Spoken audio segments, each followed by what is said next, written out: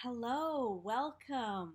I hope you are finding ways to stay cool in the midst of the heat we're having in southern Ontario, if that's where you are. And if you're not there, if you're somewhere else in the world, I hope you are making it through these days and finding ways to find joy in the midst of these days. I wanted to start by just saying a word about the fact that I will be on vacation for about the next month. Um, and I will be going away from Toronto. I will get to see my parents for the first time since February. Very much looking forward to that. Uh, but the blog will continue to update daily. Some of that I've done sort of a mountain of work to make sure that that will happen. There will be worship on Sundays. There will be Zoom conversational sermons with some of my colleagues on Sundays, and music from Eric. And daily there will be a blog post each day. They will be a little simpler than the ones that I've been doing over the past 100 and today's 112 days. So don't be surprised by that.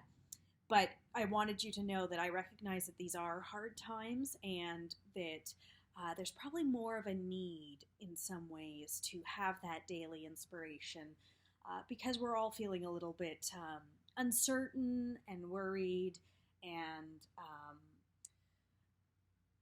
just needing that thing that we don't get by going to daily or to weekly worship right now because we can't do that. So, blog will update each day. There will be some new content on it, and I made a plan for that so that I could indeed go away and rest. That's going to figure into the sermon. So, there's a little bit of a teaser for you. Because today we are talking about rest. We're talking about what Jesus has to say about rest. And I wanted to start off with the fact that rest has been hard to find in the midst of 2020. We know this. And for good reason. We're in a moment that is all about rethinking and redefining everything. You know, like the pandemic isn't enough. We're also having this major sort of racial awakening, and also thinking about climate and the things that this pandemic might be teaching us, and redefining what it means to gather and how to do that safely, redefining what it means to have compassion for others. And that's a lot. It's a lot to rethink one area of life. To be rethinking that many things on that scale is absolutely exhausting. We're also um, carrying the burdens of other people. You know, when somebody else doesn't social distance or doesn't wear a mask or doesn't take those precautions, it's easy to pick up that burden and feel that as a weight on you. Um, it's hard when you see people who may not be taking it as seriously. We're worrying about people we care about, those who work in jobs that make them face to face with the public a lot of the time, or parents I know are worrying about what school will look like in the fall. There's just been this unbelievable rate of change in 2020 that, you know, we're learning things at an accelerated rate. I was thinking if you compared the virus to cancer, it's kind of like in the last 4 months we've learned what we might have learned about cancer over 10 years. It's there's so much information to take in, and that's exhausting too. And we've also lost a lot of things that keep us comfortable, that bring us joy, that give us that sense of peace and well being. A lot of things that help us relax, you know. There are parents who have been working and homeschooling and trying to keep a household together all at the same time. And that's exhausting. I was talking to the Janet about this, and she was telling me about people in her congregation who are working full time but also have young children, and so the only time they can work is once the young children are asleep for the night, and then when do they sleep? That may be your experience. And for me, I just want to, you know, sleep has been fine. I've had nights that weren't great and days that weren't great. But overall, I would say my sleep is okay. Um, but I've been unable to do some of the other restful things, like reading a book, reading a novel, reading something that is just purely for the joy of reading, that is escapism, that is fun. I haven't been able to focus on that. When I've read articles in the newspaper, what epidemiologists have to say about what activities are safe. You know, it's all been focused around the things that are happening in the world right now. Or another one for me is knitting. I knit as a way of finding rest, and it's an incredibly restful thing to sit there with your needles doing that repetitive motion. And I really haven't been able to. I've had little spurts of it here and there, but overall I haven't had that normal practice as I normally would. So rest is hard to find, and those are some specific kinds of rest, but there's also been this thing about a lack of rest that just travels with you. You know, going to do groceries was one of my favorite things before all of this, and or other public chores that you just go and do. You don't think too much about them. They're not a hassle. They're not a big deal. And now they are a hassle and a big deal, and maybe you rethink how you do them. And I can tell you, I have not been grocery shopping since mid-May, partially because I have great friends who call me and say, I'm on my way in, what do you need? But also because I've taken, I've used some of the apps that allow you to have groceries delivered to home, because it's just a little too difficult right now. Haircuts, I'm getting a haircut on Tuesday, and while I'm very much looking forward to it, I'm also really aware that I'm going to be a little bit tense about it. It's going to be a little uncomfortable. It's not going to be like it was before.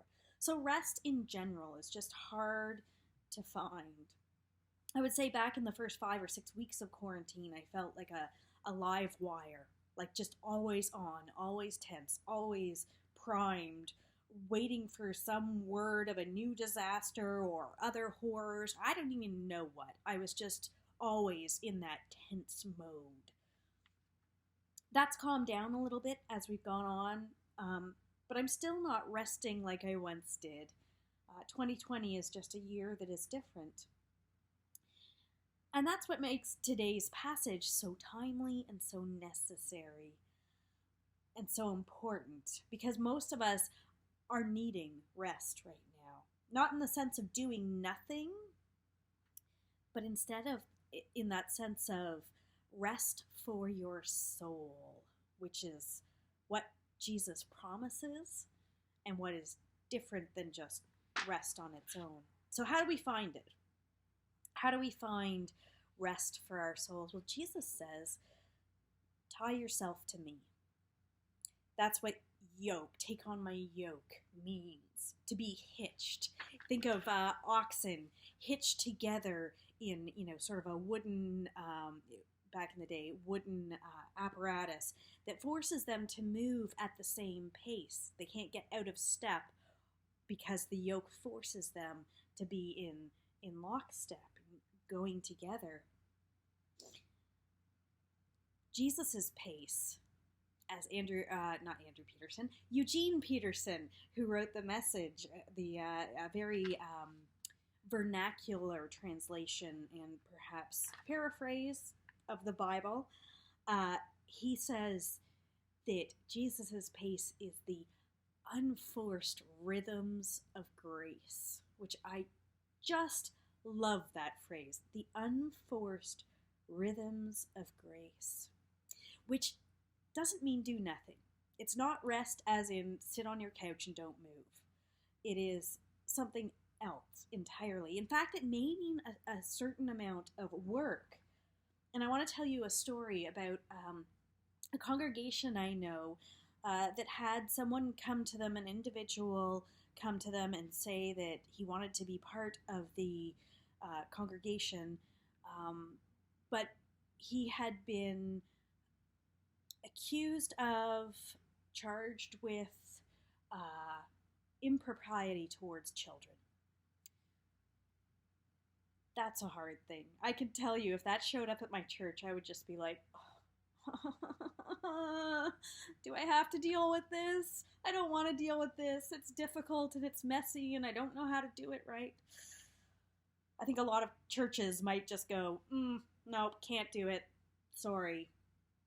But this congregation didn't do that. They met the leadership and they discussed it at some length, and that discussion continued over the years. There were always times when it would need to be reassessed and rediscussed. And they implemented two things.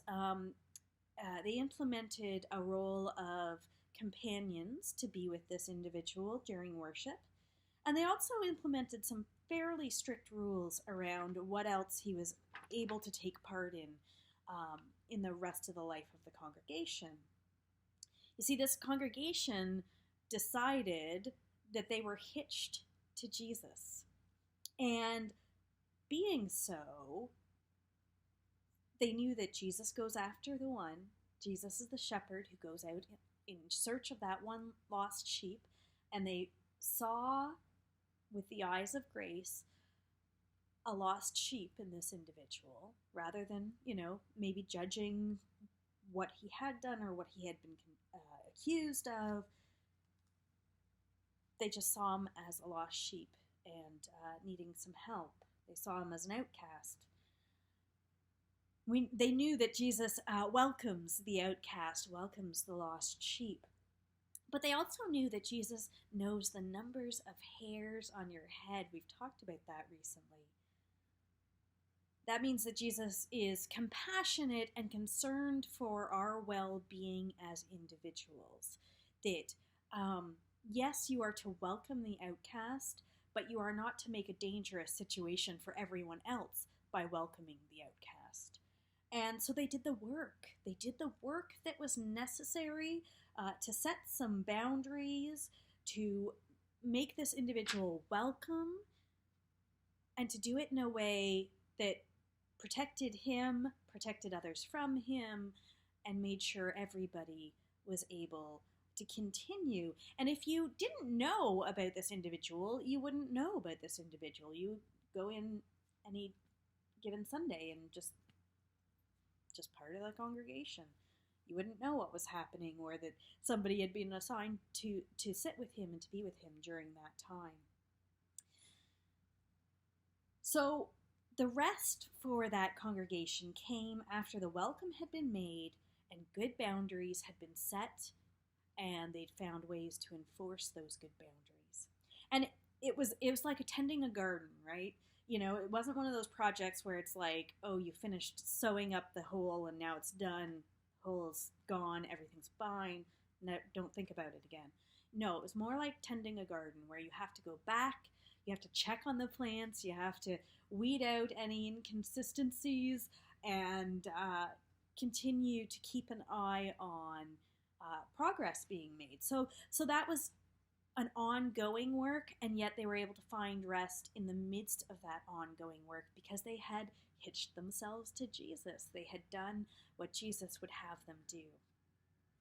Okay, so what does that mean for us personally? Because it's great to give you a corporate example like that, but what about as individual people, especially during this time when we may be more individual than ever because of health measures, because of our concerns around the virus and around keeping physical distance? Well, I want you to personally and prayerfully consider some questions I have for you. I'm going to help you maybe answer some of these questions as we go. So my first question is, what inside you is making it difficult for you to find rest? What is that thing? Is it maybe an unbalanced work-life reality? That's probably very true in 2020 as people work from home. It's hard to have that break. Janet and I were talking about that there's, it used to be we would go to our churches and that was church time, and then you'd come home and that was home time, and it was fairly easy to keep them pretty well separated. That is not true now. That is just not true now. So maybe that's it, or maybe it's uncertainty. Maybe you just hate being uncertain. Oh, that's probably been the hardest thing for me, is just not knowing what's going to happen next. Hi, not an easy thing, right? So maybe it's that. Maybe it's something else entirely.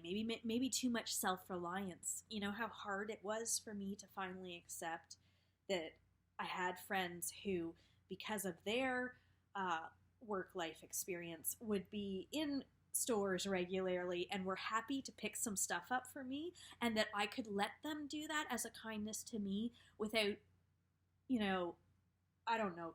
I always judge myself on those things. I'm a strong, independent woman. I should be able to do that myself.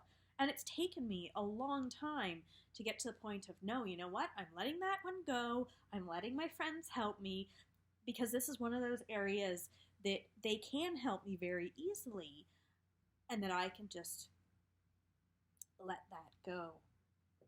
So what do you need to do? I think I kind of already pre-answered this with my example with my friends. But for you, it might be, you might need to ask for help too. You might need to make a plan. If you're having trouble getting to bed at a decent hour because of all the things, what are the things that you can decide to let go of a little bit? Or can you set an alarm that, okay, I'm setting an alarm for an hour earlier in the evening, so that at that point I put everything down and I find some quiet time and I start to begin the process of resting. Make a plan, take some small steps, and it's okay if they're small steps. You don't have to do it all in one day. And then finally, what boundaries do you need to set between your work and your life? Around your thoughts, that's probably the hardest one, right? I have to tell myself not to allow the thoughts of, you're not good enough if you don't do your own grocery shopping. I have to allow myself to say, you are allowed to accept help.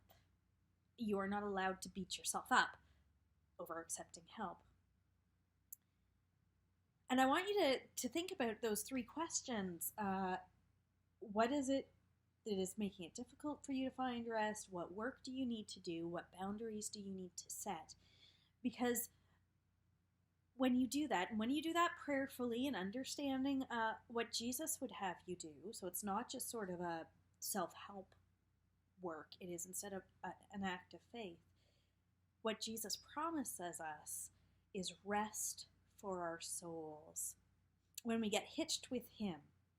And that's something we all desperately need in these hard times. God bless you. I hope you find rest.